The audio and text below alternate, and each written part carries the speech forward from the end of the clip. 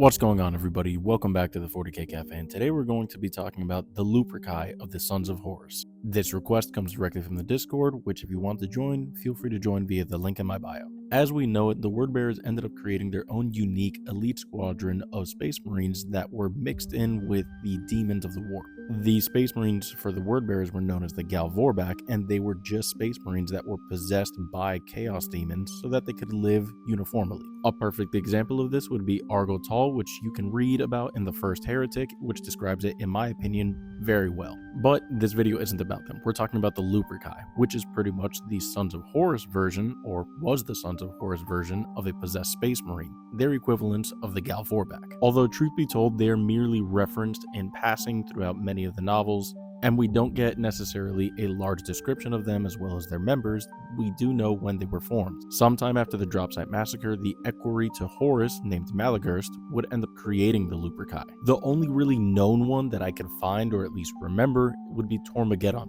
I'm going to get into spoilers about Tormageddon real quick, just to let you know, so final warning, spoilers. Tormageddon, although was a unique case for the Lupercai, he was comprised of whatever fragments remained of Tarek Torgarden after he passed, and then Erebus would use a demon from the warp to inhabit his body. This is how Tormageddon would eventually become the Chaos-possessed Space Marine, and eventually become one of the haunting figures that would haunt Loken till the end of the Horus Heresy, but that's a topic for another day. Now, why would some Space Marines voluntarily become these possessed figures? For starters, like many other individuals that fall to the ruinous powers of the warp, simply for power. The Marine can call upon the ruinous powers of the warp, especially the demon that inhabits his body during the midst of combat, to greatly increase its power. The caveat, though, being that most of the times the Marine ends up becoming disfigured once the demon starts to take hold.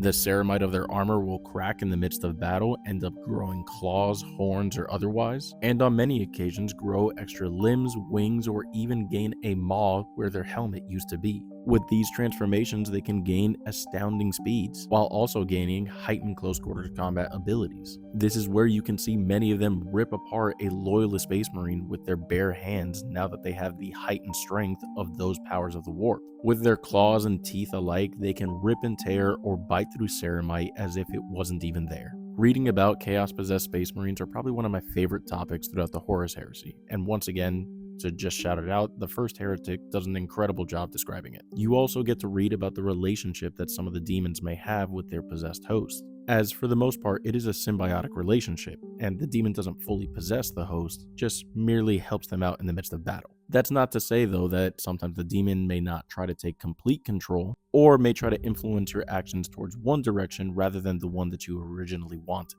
But with that being said, thanks again for the request, and I hope you all enjoyed this video.